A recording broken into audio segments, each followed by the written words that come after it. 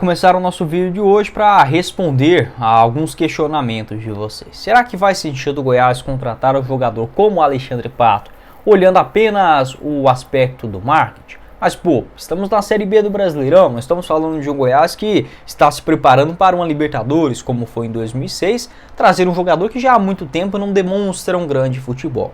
Vamos lá, vamos por partes. Eu entendo que é muito importante no futebol você tratar ele também, principalmente o pessoal do marketing, o pessoal que cuida do lado lúdico do torcedor, assim como um filme, né, uma série, uma novela, que seja, você criar uma expectativa. Não estou falando que o Goiás tem que contratar, então, um time de master, né, contratar, sei lá, o Nonato de volta, o Dio, o Vitor, apesar que muitos desses jogadores seriam até melhores do que os atuais, mas não é isso que eu estou querendo dizer. Ainda assim, você ter dentro do seu elenco nomes de referências, ídolos do passado, como por exemplo o retorno, né, do Eric, do Rafael Tolói, do Michael, do Thiago Mendes, são atitudes, são demonstrações que trazem um torcedor para o seu lado. Também jogadores já com um calibre internacional.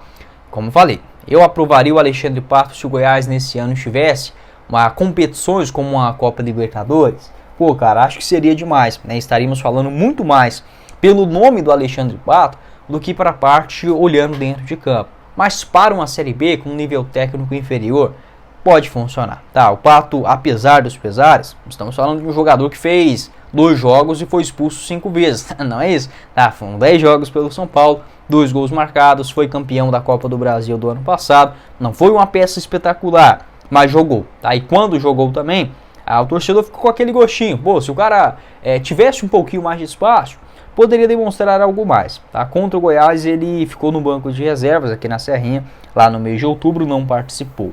A questão do Alexandre Pato é mais a parte física, né? Seria um jogador que, por exemplo, né, chegaria agora, não ficaria à disposição em 5 ou 10 dias para estrear na Série B do Brasileirão. Ele vem treinando por conta própria, em sua residência, estava esperando um pouco mais nesse começo de ano por conta do nascimento da sua filha, né, que já aconteceu, salvo engano, agora no mês de fevereiro. Segundo informações do jornalista Jorge Nicola, o salário do Pato no São Paulo era de aproximadamente R$120 mil mensais fixos e variáveis, um contrato de produtividade que poderia chegar até 200 mil. Tá? Então, não era um desejo do Dorival Júnior, etc., mas chegou, foi contratado naquele momento, só realizou 10 jogos e 2 gols. Então não estamos falando de um jogador muito caro, e dependendo de como o Goiás possa trabalhar, por exemplo, o marketing do Alexandre Pato, como por exemplo o São Paulo fez, um jogador que até mesmo consegue se pagar. E dentro de campo também, na Série B,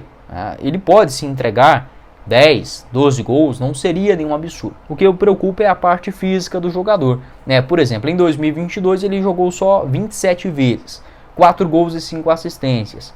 No Orlando City. 2021 só 5 jogos. 2020 no São Paulo 13. 2019 22. 2018 na China 34.